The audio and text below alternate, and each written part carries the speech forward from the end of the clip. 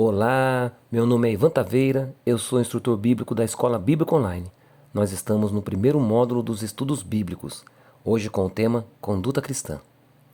Bem, gente, de fato, o cristão se destaca no meio da multidão. O cristão, embora esteja no mundo, ele não é do mundo. Com os pés na terra, com os olhos no céu. Sabe? O cristão, ele se diferencia do mundo, gente. O mundo não o atrai. E mais do que nunca, nos tempos atuais, precisamos de cristãos genuínos. Cristãos não apenas de boca, mas que mostram que é cristão na sua conduta. Por isso é um tema muito importante para a gente estudar. Como que você conhece um cristão de fato e de verdade? Pela conduta dele, sabe? E a conduta cristã é um tema muito importante abordado na Bíblia. E é o estudo de hoje.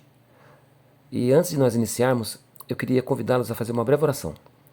Pai Santo e amado, nós vamos estudar um tema muito importante na Tua Palavra, Senhor Deus, que é o estilo de vida cristão. Não apenas uma palavra, mas um estilo de vida. O cristão genuíno, ele tem uma conduta, Senhor Deus, diferente da do mundo. Por isso queremos aprender na Tua Palavra. Que estilo é esse, Senhor Deus? O que o Senhor espera de um cristão verdadeiro e genuíno? Por isso nos ajude, Senhor Deus, nos auxilie na Tua Palavra através desse estudo. Por Jesus eu te peço, oro e agradeço. Amém. Ayman White escreveu uma frase muito bonita que diz assim: a maior necessidade do mundo é a de homens, homens que se não comprem nem se vendam, homens que, no íntimo da alma, sejam verdadeiros e honestos, homens que não temam chamar o pecado pelo seu devido nome, homens cuja consciência seja tão fiel ao dever como a bússola o é ao polo, homens que permaneçam firmes pelo que é reto, ainda que caiam os céus. De fato, gente, mais do que nunca, no tempo que vivemos, precisamos realmente de uma vida de santificação. O mundo jaz no maligno. E muitas pessoas que se dizem cristãs, sabe, pelo seu comportamento, pela sua conduta, mostram totalmente o contrário. E cada dia que passa parece que está mais raro os cristãos genuínos. Mas não se iluda, não se engane. Existem muitos deles por aí, tá? Muitos deles por aí. Tá? É como achar agulha em palheiro, né? Alguns pensam. Não, gente, de fato tem muitos cristãos sinceros esparramados pelo mundo. Nós somos realmente o sal da terra, sabe? O sal e a luz do mundo. Porque de fato um cristão genuíno, ele demonstra esse cristianismo através da sua conduta cristã, da sua vida. E o primeiro passo para que nós possamos realmente ter uma conduta cristã de fato e de verdade é a santificação. É a santificação. Olha que Jesus Cristo disse lá em Marcos capítulo 8, verso 34, olha. Se alguém quiser vir após mim, negue-se a si mesmo e tome a sua cruz e siga-me. Sabe? Para muitas pessoas, né, os prazeres do mundo, né, a forma como o mundo se veste, a forma como que o mundo age, então, assim, eles estão tão inseridos nesse meio que para alguns fica até difícil ter uma mudança, um estilo, mudar. E, de fato, gente, nós estamos vendo que o mundo está entrando cada dia mais dentro da igreja. As modas do mundo, né, penetrando sorrateiramente na igreja. Né? As mulheres já não estão se vestindo adequadamente como deveriam, os homens também da mesma maneira. Né? Não apenas no se vestir, mas também no comer, no falar, né, no agir. Sabe, o mundo está cada vez mais dentro da igreja. E, de fato, muitas pessoas estão angustiadas porque elas vê que está em falta cristãos de fato e de verdade, que são genuínos, sabe? Porque há tanta maldade no mundo, gente, que parece que ofusca, né, os sinceros filhos de Deus neste mundo. Mas não se iluda, gente, tem muitos esparramados, muitos filhos de Deus sinceros esparramados por aí, sabe? Em todas as igrejas. Deus tem seu povo fiel, esparramado em todas as igrejas. Esse povo é um povo que se distingue dos demais, pelas suas atitudes, tá? Pela sua coerência. E a principal delas é a santificação, sabe? E para você começar a santificação, você precisa seguir esse conselho de Cristo. Negar-se a si mesmo, sabe? Essa que é a grande dificuldade de muitas pessoas. Porque elas não querem se negar, sabe? Elas querem viver os prazeres e querem ir para a igreja achando que está tudo certo. Né? Que está tudo certo. Não, mas eu só faço isso aqui não tem nada a ver. Ah, não tem? São pequenos detalhes, gente, que fazem a diferença. Que faz a diferença. Então, hoje nós vamos entender melhor o que é negar-se a si mesmo, tá? Nós vamos entender isso. O que quer tomar a cruz e seguir a Jesus, tá bom? Então, primeiro passo, santificação. Olha só que 1 Pedro, capítulo 1, verso 15 diz, olha, mas como é santo aquele que vos chamou, sede vós também santos em toda a vossa maneira de viver. Percebe? Em toda a vossa maneira de viver. Hoje tem muitas pessoas que vão para a igreja, veste uma capa de cristão e entra para dentro da igreja. Quando sai da igreja, deixa na porta a capa de cristão e vai embora para o mundo, né? As pessoas dão mau testemunho no trabalho, dão mau testemunho na faculdade, dão mau testemunho dentro da própria casa. Eu me lembro de uma vez uma criança, é uma história que contaram, não sei se é real ou não, mas uma criança chegou ao pastor e falou, pastor, será que a gente poderia morar aqui na igreja? O pastor ficou feliz, né? Puxa, uma criança querendo morar dentro da igreja, então ele ama tanto Deus assim, que legal, né? Por que, filho, você está falando isso? É porque aqui meu pai e minha mãe é tão legal, mas lá em casa ele é tão diferente, sabe? Criança não mente, sabe? Criança não mente, criança fala a verdade. Então, de fato, gente, tem muitas pessoas deixando capa de cristão na igreja e vivendo um mundanismo fora, sabe? Uma hipocrisia só, sabe? E por isso as pessoas ficam entristecidas. As pessoas falam, puxa, será que não tem cristão? Será que não tem pessoas sinceras no mundo? Mas existe sim, gente, não se surpreenda, existe sim. Pessoas sinceras no mundo, tá? Fiéis. Olha só que interessante, gente. A Bíblia nos apresenta regras de vida, regras que são boas, regras que Deus deixou para que nós possamos ter uma vida plena. E a primeira regra na Bíblia que a Bíblia nos apresenta com relação à conduta, assim, na parte de nós nos alimentarmos, cuidarmos do nosso corpo. O nosso corpo é templo do Espírito Santo, sabe? Então, como que nós cuidamos do nosso corpo? A partir do momento que eu começo a me preocupar com o meu corpo, né, com o que Deus quer de mim, né, o que Deus pede de mim, eu começo então a me pautar por isso. E a Bíblia nos apresenta, gente, a Bíblia nos apresenta o estilo de vida cristão na alimentação, sabe? Um cristão tem uma alimentação saudável, um cristão ele se alimenta de uma forma a não prejudicar o seu corpo, né? Olha o que diz Paulo lá em 1 Coríntios, capítulo 10, verso 31, olha. Portanto, quer comais, quer bebais, ou façais outra qualquer coisa, fazei tudo para a glória de Deus. Aí você pensa assim, mas Deus não se preocupa com o que eu como? Se preocupa sim. Deus se preocupa com o que você come sim. Sabe, foi Deus que nos fez. Ele sabe o que é bom para nós e o que é ruim para nós. Então, o fato de Deus se preocupar com a nossa alimentação é porque Ele sabe que tem coisas que nos prejudicam.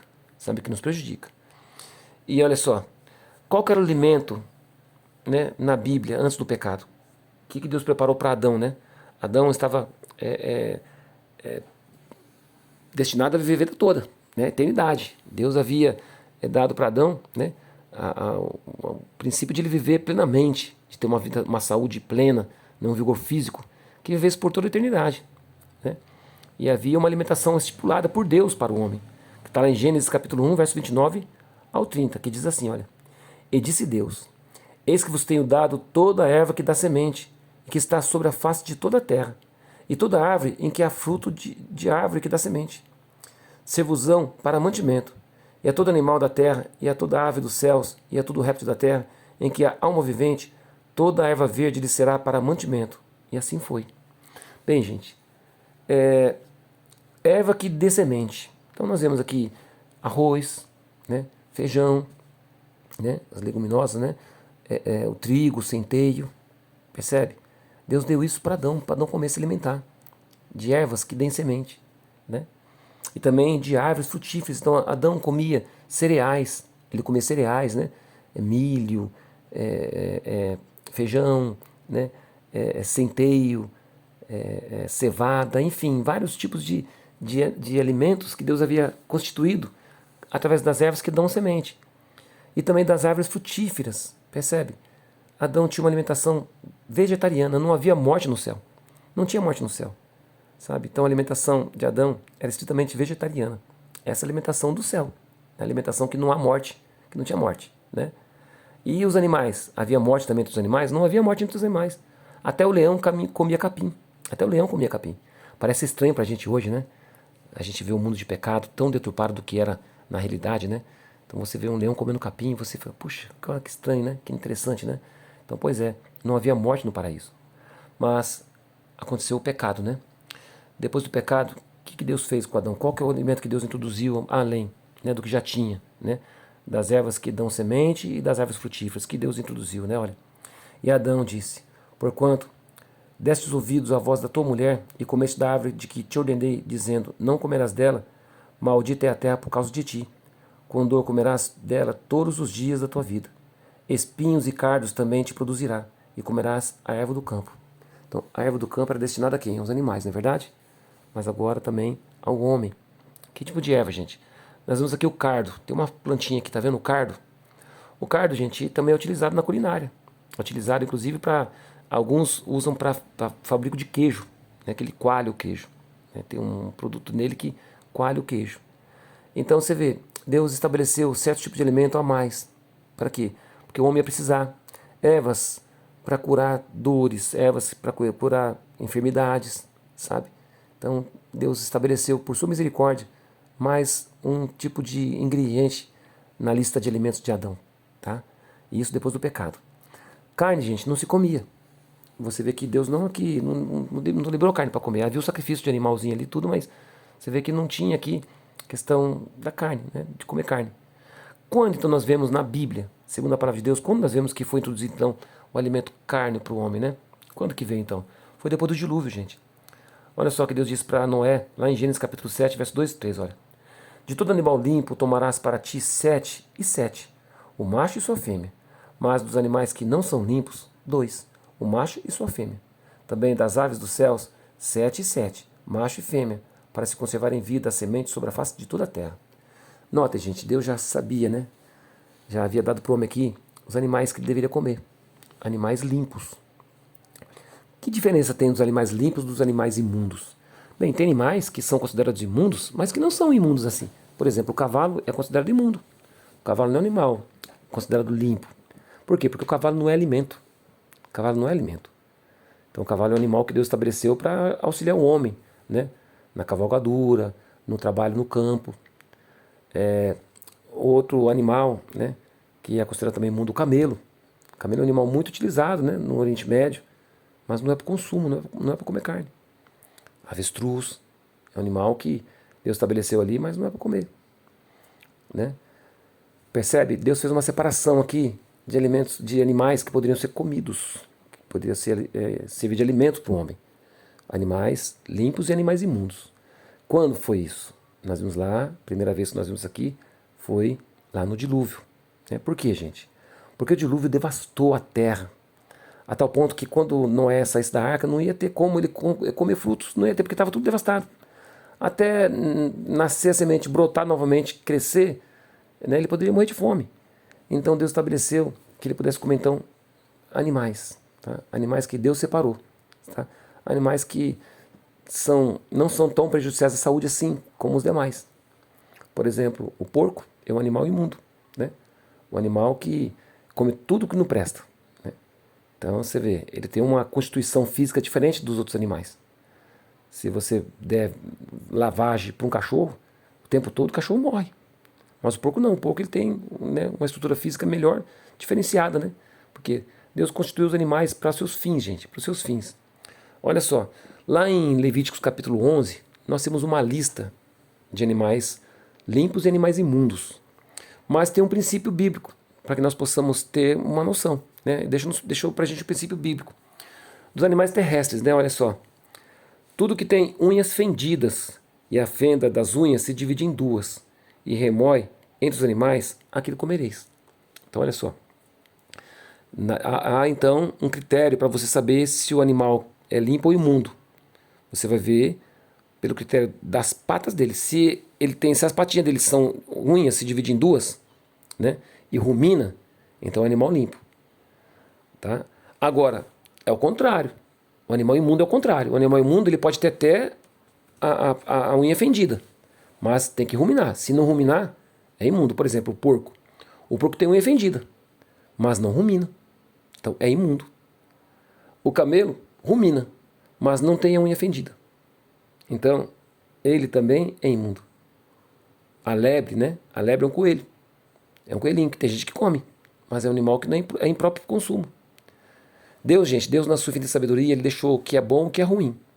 Ah, mas isso é coisa para o judeu, Ivan, não é coisa para o homem, não. Bem, gente, olha só. Embora essa lista de animais está lá em Levíticos capítulo 11, nós percebemos que isso É desde o tempo de Noé. E Noé não era judeu, não era israelita, Noé era obediente a Deus, era servo de Deus. Então, se eu quero obedecer a Deus, eu tenho que fazer de acordo com o que Deus quer. E isso é negar-se a si mesmo, tá bom? O primeiro passo de negar-se a si mesmo é você compreender que a vontade de Deus é acima da sua vontade. Então, tem critério também de peixes. Que tipo de peixe podemos comer ou não? Lá diz, né? Peixe que tem escamas e barbatanas. Esses são limpos. Os que não têm escamas nem barbatanas são imundos. Então, peixe de couro, posso comer? Não. Peixe de couro, ele não tem escamas. É animal imundo. Geralmente, gente, os animais de couro, eles ficam mais nas profundezas dos rios. Os escamas ficam mais acima. Comem pequenos insetos, comem frutinhas que caem na água. São animais limpos.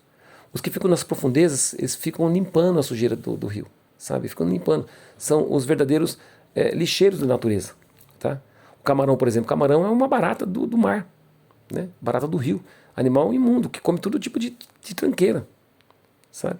Então o homem vai lá na sua ganância, né? Por querer provar algo diferente, vai lá e come.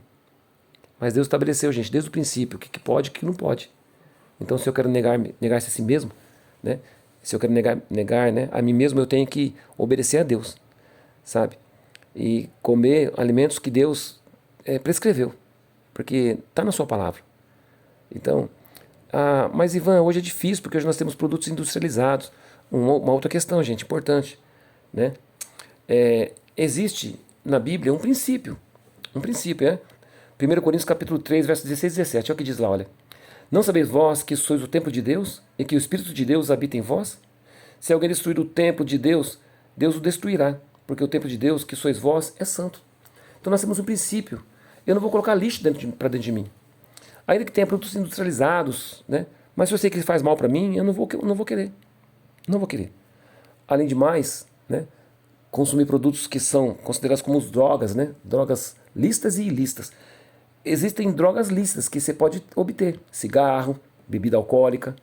Mas isso faz mal para o corpo. Como que eu vou ingerir essas coisas, gente? Como que eu vou comercializar essas coisas? Nem comprar para mim, nem vender para o outro. Porque o que eu não quero para mim, eu não quero para o meu próximo. Então, como cristão, eu não devo nem consumir e nem comercializar esse tipo de coisas. Sabe? Drogas, alimentos impróprios, tá? Que fazem mal para o corpo. Eu tenho que me abster dessas coisas. Porque o meu corpo é templo do Espírito Santo. Percebe o princípio, gente? Então esse é o princípio. Na Bíblia não fala de maconha. Na Bíblia não fala de cocaína. Mas fala aqui do princípio. O meu corpo é santo. Se algo vai me prejudicar, algo vai me matar, então eu não quero, né? Porque olha só, se alguém destruir o templo de Deus, Deus o destruirá. Porque o templo de Deus, que sois vós, é santo. Então se eu começar a matar o meu corpo, comendo coisas que não agradam a Deus, sabe? Eu estou me matando aos poucos. Então eu vou prestar conta disso, percebe? Então é sério, gente. Tem pessoas que não dão muita atenção nessas coisas, acham, não, Jesus aboliu tudo, não precisa mais nada não, né? Negativo, gente, negativo, tá? Deus é um Deus santo, justo e bom, ele não muda, tá? Não muda. Outro tema importante que tem a ver com a conduta cristã é o estilo de vestimenta, como que eu me visto, sabe? A moda, gente, a moda do mundo tem entrado na igreja, sabe? Roupinhas apertadinhas, né? Para os homens, grudadinhas no corpo, né? Para as mulheres também, né? Aderente, né? Tem um princípio, gente, que é nada transparente, nada aderente e nada ausente, sabe? Esse é o princípio de vestimenta. Se vestir com modéstia, gente. Qual que é o estilo de vestuário de um cristão, né? 1 Timóteo, capítulo 2, do 9 ao 10, nos diz, olha, que do mesmo modo as mulheres se ataviem em traje honesto, com pudor e modéstia, não com tranças, ou com ouro, ou com pérolas, ou vestidos preciosos, mas como convém a mulheres que fazem profissão de servir a Deus, com boas obras. Esse critério é só para a mulher? Não, para o homem também. Para o homem também. Sabe, gente, pessoas que querem chamar atenção para si, sabe, se destacar, de forma egoísta, se mostrando... Olha, a forma como o cristão se destaca no meio da multidão, gente, não é sendo espalhafatoso, não. O cristão se destaca com o seu brilho, né, que ele reflete de Cristo nele, sabe? Não chamando atenção para si, não colocando luzes para todo mundo ver que ele está, ó, o cristão ali, ó, o cristão andando piscando, não. O cristão, ele é modesto, ele é simples. Ele é simples, sabe? Qual que é o objetivo de as mulheres colocarem roupas, né, que chamam atenção? Né? É a vaidade pura, gente. Vaidade pura, sabe? Olha o que diz lá 1 Pedro capítulo 3, verso 3, 4. Olha. A beleza de vocês não deve estar em enfeites exteriores, como cabelos trançados e joias de ouro ou roupas finas. Pelo contrário, esteja no seu interior, que não perece. Beleza demonstrada num espírito dócil e tranquilo, e que é de grande valor para Deus. De grande valor para Deus. Quando você se empeteca demais, a quem você quer chamar atenção? Para quem você quer? A glória vai ser para Deus ou para você? Sabe? Mulheres que vão lá, né, colocam aqueles brincão, parecendo uma árvore de Natal, sabe? Aqueles brincão, aqueles colarzão, né? As unhas pintadas, né? Coloridona, cabelo verde, azul, né? Roxo, vermelho, né? Um batonzão vermelhão, uns olhos todo pintados de preto. Para quem? Para quem que está tendo atenção? Sabe?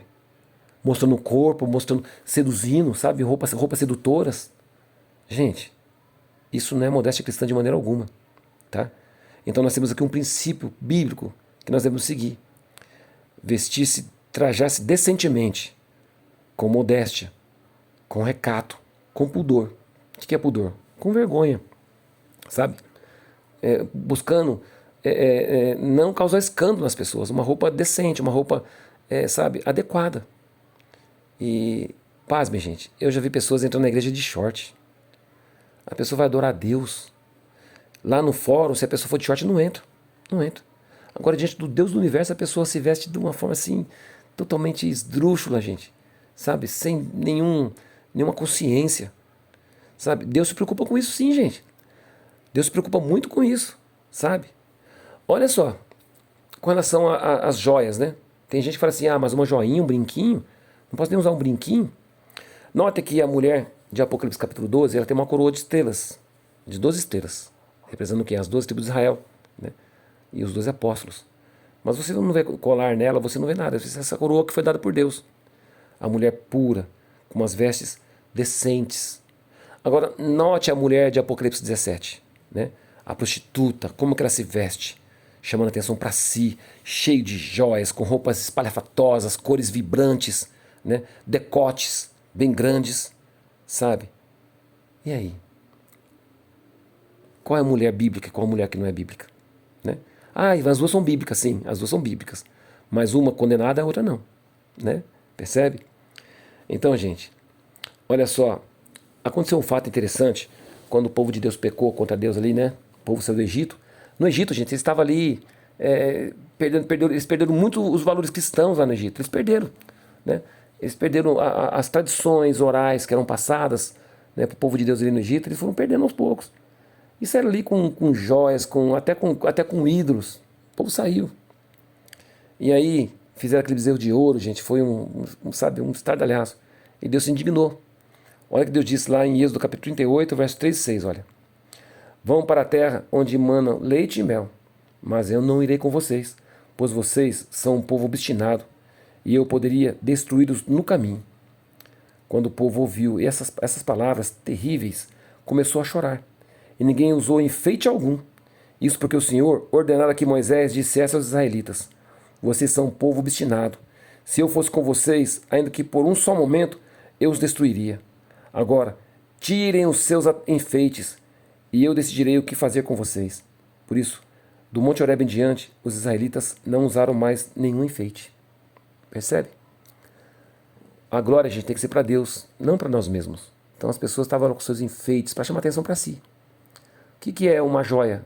Senão uma coisa que vai mostrar para os outros algo que você quer mostrar. Né? Sendo que a glória tem que ser para Deus. Então tem gente que fala assim, mas poxa, mas só um brinquinho, nem um brinquinho. Gente, o adorno seja no seu coração, no íntimo do seu coração. Não seja na coisa externa, não. Sabe? Seja na mulher. E eu vou falar para você, particularmente, eu digo para você como homem. Tá? Falo para as mulheres. Como homem eu falo isso. Eu acho muito bonita a mulher que não se maqueia, que não se peteca toda. Eu acho muito linda a mulher que é a beleza natural dela. Ela é sincera, sabe? Você vê aquela beleza natural. não tem uma maquiagem discreta, tudo bem, gente, uma maquiagem aqui, um pequeno correçãozinho ali e tal, né, discreta, tudo bem. Mas tem gente que se reboca todinho, sabe? É uma hipocrisia, porque é um disfarce de uma coisa que não é, né? Que assim, quer fazer algo que... Gente, seja natural. Eu acho tão bonita a beleza natural da mulher, gente, eu acho tão lindo, sabe? A mulher natural, sabe? Tudo bem, a mulher quer tirar uns cabelinhos brancos, quer fazer uma tinturinha, mas faz uma tintura discreta, né? Da cor natural dos cabelos, sabe? Não é chato você pegar e cuidar do seu corpo, né? Se depilar, a mulher se depilar. Ah, não, mulher tem que usar então ficar bigoduda? Não, mulher não tem que ficar bigoduda coisa nenhuma. Homem não gosta de mulher bigoduda, né? Homem não gosta de mulher com pelo no sovaco. Homem não gosta. Então a mulher tem que ter higiene, né? Cuidar da sua aparência, mas com modéstia, tá? Que seja no interior, do coração renovado, né? Para não ser aquela pessoa que chama atenção, né? Sensual, com decotes. Não, seja discreta, sabe? Seja discreta. Olha o que aconteceu lá em Gênesis capítulo 35, verso 4, né? Quando os filhos de Jacó, né? Simão e Levi mataram os siquemitas, né? E aí eles tiveram que fugir de lá, né? Olha só. Então deram a Jacó todos os deuses estranhos que tinham em suas mãos e as arrecadas que estavam em suas orelhas. E Jacó os escondeu debaixo do carvalho que está junto a Siquém. Eles tiraram todos os enfeites. Olha, gente, na Bíblia, todas as vezes que o povo se desvia dos caminhos de Deus, eles se enchem de enfeites. Todas as vezes. O povo vai se desviar de Deus, ele começa a encher de enfeites, de adornos. Aí quando eles se consagram a Deus, eles tiram tudo. Tira tudo. Porque eles estão se consagrando a Deus. Sabe? Você percebe isso na Bíblia. Na Bíblia tem esse princípio, você pode perceber isso. Todas as vezes que o povo foi lá, desandou, descambou, aí você fala assim, Ivan, mas tem na Bíblia lá que foi dado bracelete, que nem, por exemplo, quando Abraão mandou o servo dele buscar uma mulher para Isaac, né? Quando ele encontrou Rebeca, ele deu para ela uma argola para colocar no nariz, deu colar para colocar no pescoço de ouro, braceletes. Bem, gente, aquele povo ali não era o povo de Deus, era um povo pagão ali. E era uma forma de demonstrar apreço, né? E aí o que acontece? Foi lá, deu joias, porque na verdade naquela cultura as mulheres tinham a sua herança, a riqueza estava nas joias que elas tinham, né? Então o ouro que elas tinham era a riqueza que elas tinham ali, tá? Mas olha só, gente, na Bíblia tem sempre o contraste das mulheres de Deus das que não são de Deus. Quer um exemplo? Lembra-se de Jezabel? Jezabel foi uma mulher terrível, né? Esposa de Acabe. Foi uma mulher que é sinônimo de perversidade na Bíblia. Jezabel é sinônimo de perversidade, sinônimo de prostituição religiosa, de prostituição, sabe? Jezabel é sinônimo de tudo quanto é ruim. Então essa mulher se enfeitava, pintava os olhos, né? Usava o batom, né, na boca, e, enfim, ela se rebocava toda, cheia de joias. Essa era Jezabel. Mas vai ver a rainha Esther na Bíblia. Todas as mulheres que foram se apresentar diante do rei lá se enfeitaram todas. Esther foi com a sua humildade, com a sua singeleza, com a sua beleza natural. O rei se apaixonou por ela. Percebe, gente? Então, nós temos o contraste. Na Bíblia nós temos o contraste. Então, mulheres, sigam o exemplo bíblico, tá? Sigam o exemplo bíblico de modéstia cristã, tá? No vestir-se, no adorno, no enfeite, né? Não use joias, gente. Não use joias. A Bíblia não se agrada disso, sabe? Ah, Ivan, tem muitas passagens da Bíblia que pode um brinquinho. Gente, para que você quer colocar um brinquinho? Qual que é a intenção desse brinquinho aí? Esse pequeno brinquinho, essa coisa pequenina, qual que é a intenção? Sabe? Já parou para pensar nisso? Já parou para pensar qual que é a intenção de você colocar uma joia no seu pescoço? Qual que é a intenção que você tem ao colocar aquela joia? Você já parou para pensar nisso? Né? Reflita sobre isso, tá? Reflita bem sobre isso. E busque compreender o que Deus quer para você. Se for necessário negar-se a si mesmo, negue-se. Não é que é necessário, né? Na verdade é um dever de todos nós. Se quisermos seguir a Jesus, nós devemos negar-se a nós mesmos, sabe? Então, esse é um princípio. Negue-se a si mesmo, tá bom? Olha, gente, Deus se preocupa tanto com roupa, que Deus foi o primeiro alfaiate, né, da humanidade. Quando Adão e Eva pecou, o que Deus fez para eles? Olha, e fez o Senhor Deus a Adão e a sua mulher túnicas de peles e os vestiu. Túnicas. Túnicas, gente, são roupas compridas, talares, sabe? Roupas compridas, túnicas. Sabe? Então Deus se preocupou com isso. Deus fez uma roupa para Adão e para Eva, sabe? Deus se preocupa com todos os detalhes, gente. Não pense que você passa desapercebido diante de Deus, não, com as roupas que você veste, não. Você abre o seu guarda-roupa, você fala assim, Senhor Deus, essa roupa aqui, ela te agrada? Se eu for para a igreja com essa roupa aqui, eu vou agradar o Senhor com essa roupa? Né? Ou vou chamar atenção para mim mesmo? Sabe, se for necessário você mudar o seu guarda-roupa, mude, tá? Mude urgente, tá bom? Pense nisso, tá? Pense nisso. Olha só, mas o estilo de vida cristão não é apenas no comer e no se vestir, né? No comer, no beber e no se vestir. O estilo de vida cristão também tem a ver com o tempo. O que você faz com o tempo seu, né? Olha o que diz lá Ezequiel capítulo 22, verso 26, olha. Os seus sacerdotes transgridem a minha lei e profanam as minhas coisas santas. Entre o santo e o profano não fazem diferença, nem discorrem, nem discernem o impuro do puro. E de meus sábados esconde os seus olhos, e assim sou profanado no meio deles. Olha Ezequiel 44, verso 26, olha. E a meu povo ensinarão a distinguir entre o santo e o profano, e farão discernir entre o impuro e o puro. Percebe, gente, a preocupação de Deus tem a ver com a relação do que é santo, do que é profano, né? E o tempo que você gasta perdendo com tantas coisas impróprias, você não poderia gastar com coisas mais úteis?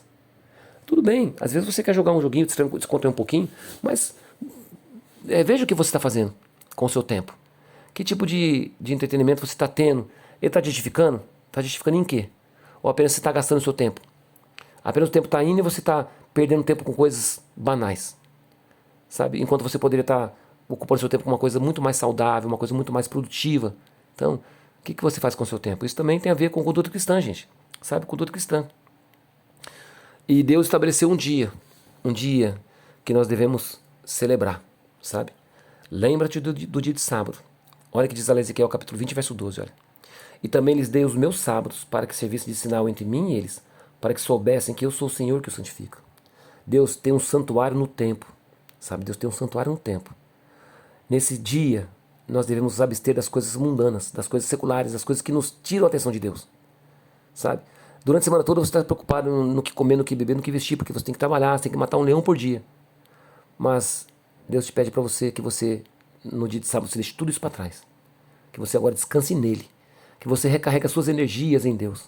Que você agora deixe tudo para trás, sabe? Se apega com Deus, conecte-se com o céu, sabe? Esteja conectado com o céu, buscando de Deus bálsamo para esse dia tão tenebroso que você passou, da semana inteira de trabalho corrido, sabe? Bálsamo do céu, gente, sabe? Junto com a família, desfrutando de momentos agradáveis com a família, sabe? Indo para a igreja, adorar a Deus no culto. O que devemos fazer no sábado, gente? Tem regras. A Bíblia tem regras para o sábado? Não, gente, a Bíblia não tem regrinhas assim. Os judeus criaram regras, gente, eles foram além do que está escrito, sabe? Às vezes nós temos a tendência de criar regras e nós vamos além do que está escrito. E aí nós acabamos pecando, por às vezes querendo ser zeloso demais, acabamos pecando. Assim aconteceu com os judeus, né? Eles criaram regras que você não poderia fazer isso, fazer aquilo outro no sábado. A ponto até de curar não poderia. Gente, como que pode um negócio desse não poder curar num dia de sábado? Não tem nada a ver, gente. Sabe? Se o princípio da lei de Deus é amor, como que eu vou deixar um filho de Deus sofrendo se eu posso levar bálsamo para ele? Sabe? Então você percebe, gente? Então são regras que os judeus criaram que não foram as regras de Deus. Deus não tem essas regrinhas que foi estabelecida, não faça isso, não faça aquilo outro. Deus estabeleceu algumas coisas mesmo. Por exemplo, lá no deserto, vocês não vão acender fogo. Você já experimentou acender fogo no deserto? Você já experimentou no deserto buscar lenha no deserto para você queimar? Quanto tempo você vai gastar no deserto procurando lenha? E depois que você achou a lenha, quanto tempo você vai gastar no deserto para você fazer o fogo? Você já parou para pensar nisso? Então, hoje nós temos o fogão a gás, nós temos, né? Então, nós temos que ter critérios, gente. Critérios. Temos que ser inteligentes, sabe? Há coisas que Deus deixou e outras coisas que as pessoas criaram. Então nós temos que seguir o que Deus deixou. Sabe qual que é o princípio de Deus para o sábado? Olha o que diz Isaías capítulo 58, versos 13 e 14, olha. Se desviares o teu pé do sábado, de fazer a tua vontade no meu santo dia, e se chamares ao sábado deleitoso e santo dia do Senhor, digno de honra, e se o honrares, não seguindo os teus caminhos, nem pretendendo fazer a tua própria vontade, nem falar as tuas próprias palavras, então te deleitarás no Senhor, e te farei cavalgar sobre as alturas da terra, e te sustentarei com a herança de Jacó, teu pai, porque a boca do Senhor o disse. Então qual que é o princípio, gente, da guarda do sábado? Não fazer a minha própria vontade, negar-se a si mesmo. Sabe? No dia de sábado tem que negar a si mesmo. Nada de coisa profana, nada de coisa secular, nada de televisão ligada, nada de notícias do mundo, não. Estude a palavra de Deus, cante louvores com a família, sabe? Desfrute da alegria de estar com a família junto com os filhos nesse dia. Vai para um lugar na natureza para você desfrutar das belezas que Deus deixou, apesar do pecado, mas Ele deixou coisas lindas para a gente, para refletir na criação de Deus, na obra criadora dele. Visite um amigo, pessoa que está enferma, doente, sabe? Dê estudos bíblicos, né? Vá ao culto na igreja adorar a Deus. É isso, gente. Tem muitas atividades que você pode fazer no sábado. Mas as atividades para você mesmo... Jesus trabalhou no sábado, também trabalho. Bom, Jesus curou, né? Aí você quer fazer carpintaria no sábado, né? Você é um carpinteiro, você fala, não, Jesus trabalhou no sábado. Não, Jesus não fez carpintaria no sábado. Você vê Jesus fazendo um móvel no sábado? Não, mas você diz assim, ele trabalhou, então eu vou fazer carpintaria no sábado, vou ganhar dinheiro, vou trabalhar, porque eu preciso do sustento. É assim? Presta atenção. Jesus, ele trabalhou fazendo o bem. E ele disse, não é pecado fazer o bem no sábado. Ninguém peca fazendo o bem no sábado. Agora você peca fazendo seus próprios interesses. Nisso você peca. Então, negue-se a si mesmo nesse caso também. Tá? Presta atenção nisso. E eu digo pra você, gente, eu digo pra você do meu coração, com a experiência que eu tenho, que delícia é o sábado, gente. Que prazeroso é o sábado. Durante a semana você fica naquele corre diário, sabe? Um estresse, uma turbulência danada. Mas quando chega o sábado você está descansando no Senhor. Sabe? Você encontra com sua família, é aquela alegria toda, os filhos estão reunidos, não tem mais nada que nos atrapalhe de nos reunirmos. Nós cantamos louvores, nós oramos a Deus, nós fazemos pedidos e agradecimentos juntos, nós meditamos na palavra de Deus, nós desfrutamos da companhia uns dos outros junto com Deus. Que alegria, gente, que felicidade. Nós vamos para a igreja, no culto, sabe, adorar a Deus. Que alegria, sabe? Só quem experimenta sabe. Sabe, de você ter um dia de descanso. A gente descansa o nosso corpo físico, nós descansamos nesse dia, de tudo, gente. Desconectamos do mundo, do estresse do dia a dia. É uma bênção. Por isso que eu acredito assim, ó, se você achar deleitoso, porque tem gente que acaba sendo um peso, viu? Tem gente que o sábado é um peso, porque as pessoas estão tão ligadas ao mundo, que que hora que vai passar o sábado? Será que vai acabar logo o sábado? Não. Eu tô doido pra fazer isso, fazer aquilo outro. Não vê a hora de acabar o sábado. Por quê? Porque de fato, gente, não entendeu o sentido do sábado. O sábado é alegria, sabe? É um momento de prazer que você desfruta com os familiares e com Deus, sabe? E tem gente que aí não vê a hora do sábado passar, porque eu quero comprar isso, eu quero comprar aquilo outro. Gente, essa pessoa não tem nenhuma noção do que é sábado. Não tem nenhuma noção. Ela não está guardando adequadamente o sábado como ela pensa que está. Está desagradando a Deus. Por quê? Porque, de fato, não está sendo deleitoso para ela. Então, se não está sendo deleitoso, gente, é porque ela não entendeu o significado, não entendeu o sentido do sábado. O sábado é uma delícia. É uma delícia, sabe?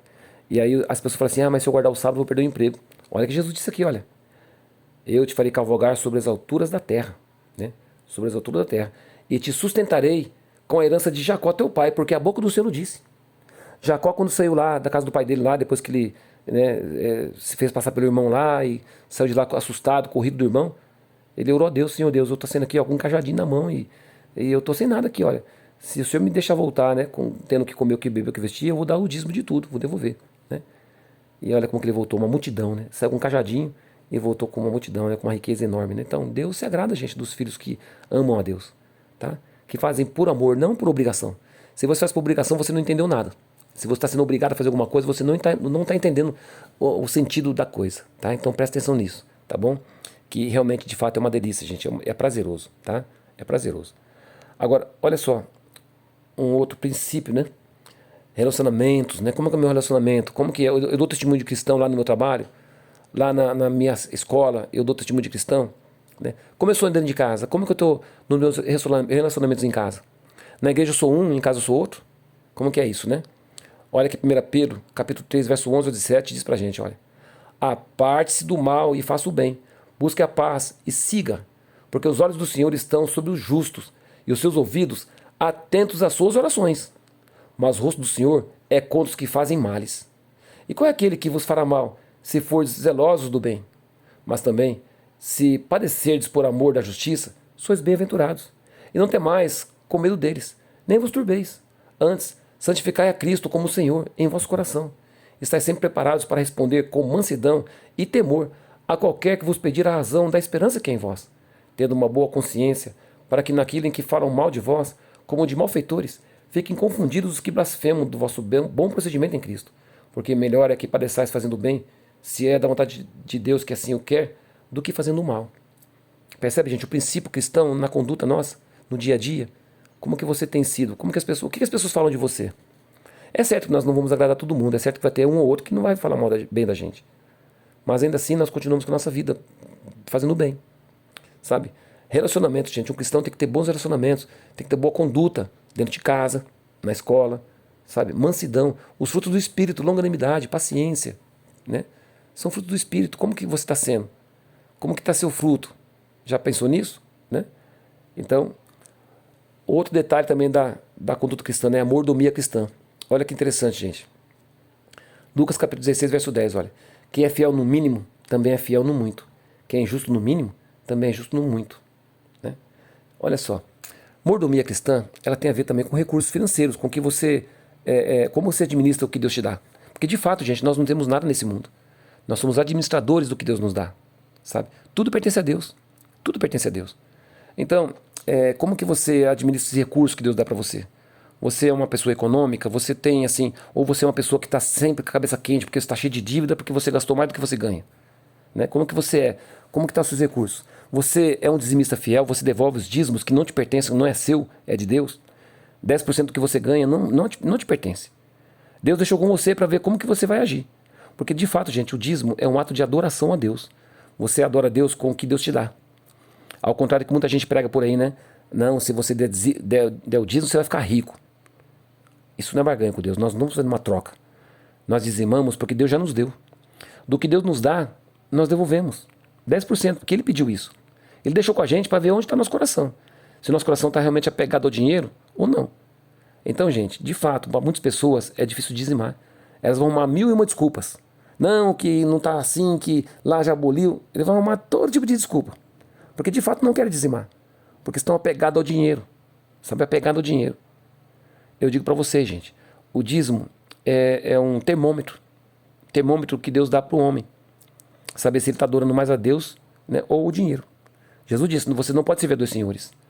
Ou se virar um, amará um e odiará o outro, né? Ou amará o outro e odiará um. Odiará. Então Deus disse, não pode servir a dois senhores, gente. Então Deus deixou conosco o dízimo para ser um termômetro da nossa fé nele. É Deus que nos provê todas as coisas. Então nada mais justo do que eu fazer o que Deus pede. Devolver para Ele o que pertence a Ele, que não é meu. 10% não é meu, tá? 10% de quanto, Ivan? Da sua renda, de tudo que você ganha, sabe? Eu me lembro de um fato que aconteceu com a gente, quero dar um testemunho para vocês bem rápido. Eu dizimava do que a minha esposa ia no banco e tirava, né? Caiu meu pagamento, minha esposa ia lá no banco, tirava, fazia do que sobrava ali, ela fazia, né? Os 10% e separava. Mas um dia, na igreja, uma pessoa deu um estudo sobre o dízimo, dizendo que se nós somos salariados, né, que vem descontado ali, é para o nosso bem. Previdência, plano de saúde que alguns têm, né? Enfim, os contos que vem ali, tudo revertido para nós mesmos. Então eu falei assim, o certo é dizimar do bruto. Aí eu falei para minha esposa, nós temos que dizimar do bruto. Minha esposa falou, mas Ivan, se for dizimar do bruto, a gente vai ficar com uma conta complicada, porque já está tudo certinho nossas contas, já está tudo empenhado. Falei assim, vamos fazer o que agrada primeiro a Deus. E nós sabíamos naquele mês que nós íamos passar apurada, porque nós fomos lá, tiramos o dinheiro do bruto, né? O dízimo do bruto. E as contas estavam todas empenhadas. O cartão de crédito estava todo ali empenhado, né? O que aconteceu? Nós fomos lá para tentar negociar no cartão de crédito. Lá fomos lá na moça, lá, né, na empresa, para tentar negociar. Fomos pedir o extrato, na escuta. A gente queria negociar com vocês, a gente veio pedir o extrato aqui nas contas aqui para a gente negociar, né, o pagamento. Ela puxou o extrato. Gente, imagina só, vou dar um exemplo para vocês aqui, eu não lembro agora da quantia toda, mas vou dar um exemplo para você. Imagina que nós esperávamos um extrato de 5 mil reais, né, de dívidas. Não veio um extrato, veio de 500 reais. Minha esposa pegou e falou assim, moça, tá errado, nós devemos muito mais do que isso. Esse extrato que tá faltando. A moça falou, não, eu puxei o extrato aqui, o que vocês estão devendo esse mês é esse aqui, ó, do cartão de crédito. Não, moça, tá errado. Tá errado, nós gastamos muito mais do que isso. Eu pago todo o meu... Olha a minha movimentação para você ver. Eu pago muito mais do que isso. Eu gastei muito mais do que isso. A moça falou assim, para minha esposa, né? Maria, olha, tá aqui, Maria. Tá o extrato da empresa aqui, olha, aqui atualizado agora. Vê agora aqui o extrato de vocês aqui, olha. Então pode ser que a empresa tenha premiado vocês, porque vocês são bons pagadores, né? Pode ser que a empresa tenha premiado. Gente, foi isso que fez com que minha mulher então ficasse mais aliviada. Mas nós sabíamos que nós tínhamos gastado muito mais. Resumindo, nós estávamos preocupados achando que não ia dar o dinheiro, né? O dinheiro deu para tudo, sobrou dinheiro ainda, pagamos todas as contas, ficamos tranquilos aquele mês. Depois que nós começamos a pautar a nossa vida para novo meio, né? Quer dizer, agora vamos devolver o dízimo do bruto. Então nós pautamos a nossa vida baseada naquilo. Depois nós equilibramos todas as contas, ficou tudo equilibradinho. O que acontece? Recebemos uma informação da empresa de cartão de crédito, que eles haviam errado, que realmente de fato nós devíamos um dinheiro a mais. Só que como foi erro deles, não nosso, eles não iriam cobrar juro nenhum e que nós poderíamos pagar aquele valor ali parceladinho. E nós tínhamos condições, porque nós estávamos agora tudo tranquilo. Você acha que isso aconteceu por acaso, gente? Não, de maneira alguma. Deus age em favor dos seus filhos, tá? Deus age. Então, gente, confie, tá? Olha que diz lá Mateus capítulo 6, verso 9 e 21, olha. Não ajunteis tesouros na terra, onde a traça e a ferrugem tudo consomem, e os ladrões minam e roubam. Mas ajuntai tesouros no céu, onde nem a traça nem a ferrugem consomem, e nem os ladrões minam, né? Nem roubam. Porque onde estiver o vosso tesouro, aí estará também o vosso coração. Então, se os 10% ainda está te apertando, seu coração está no dinheiro, sabe? Está no dinheiro, nos 10%. Se você não é dizimista fiel, mas Ivan, não estou tendo condições agora de dizimar. Como você não tem condições? Como que você não tem condições? Você não recebeu? Deus não te deu a bênção para você do seu pagamento? Não, mas eu estou com bastante dívida, Ivan, seu Deus. Ué, você não confia em Deus? Você não confia que Deus pode suprir suas necessidades? Aí tá. Negue-se a si mesmo. Negue-se a si mesmo. Você percebe? O negue-se a si mesmo aqui? Gente. Se eu quero tomar a cruz de Cristo, né, a minha cruz e seguir a Jesus, eu tenho que negar a mim mesmo e tomar minha cruz e seguir a Jesus. Sabe? Então eu tenho que pautar minha vida, gente, pelos princípios bíblicos cristãos, tá bom? E, por último, gente, um assunto importante. Nós estamos preparados para a volta de Jesus, sabe? Nos prepararmos, né, para o encontro final, um encontro maravilhoso, né, com Deus, o encontro que Deus vai vir até para buscar, né, o seu povo, vai ser o encontro final para os ímpios, né, para nós vai ser eterno com Deus, né? Então, olha só. Quem é, pois, o servo fiel e prudente que o Senhor constituiu sobre a sua casa, para dar o sustento a seu tempo? Bem-aventurado aquele servo que o Senhor, quando vier, achar servindo assim. Em verdade vos digo que o porá sobre todos os seus bens. Porém, se aquele mau servo disser consigo, o meu Senhor tarde virá, e começar a espancar os seus conservos, e a comer e a beber com os bêbados, virá o Senhor daquele servo num dia em que não espera, e a hora em que ele não sabe, e separá-lo-á, e destinará a sua parte com os hipócritas. Ali haverá pranto e ranger de dentes. Então, gente, a partir de hoje, mude o que precisa ser mudado. Cada dia da nossa vida mudar o que precisa ser mudado. Vamos orar a Deus. Deus nos capacite para a mudança, sabe? Deus te dá poder, gente, para você vencer, sabe? Confie no Senhor Jesus. Apocalipse capítulo 14, verso 12. Aqui está a paciência dos santos. Aqui estão os que guardam os mandamentos de Deus e a fé em Jesus. Que Deus te abençoe. Que você possa ter essa consciência de ter uma conduta realmente de fato e de verdade. Não apenas na palavra, mas nas suas atitudes, na sua vida. Um grande abraço do seu amigo Ivan.